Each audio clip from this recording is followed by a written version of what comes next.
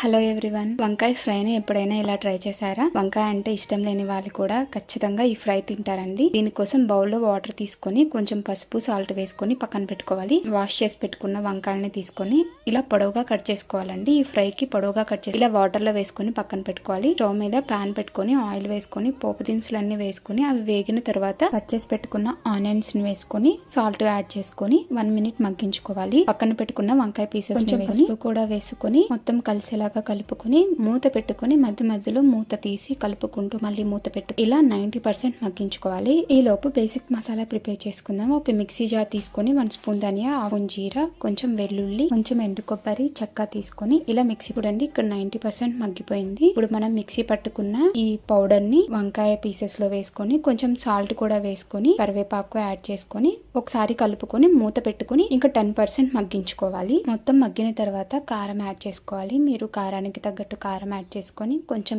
కొత్తిమీర కూడా వేసుకొని మొత్తం కలిసేలాగా కలుపుకొని సర్వ్ చేసుకోవడమే. ఈ రెసిపీ మీకు నచ్చితే please subscribe to my channel.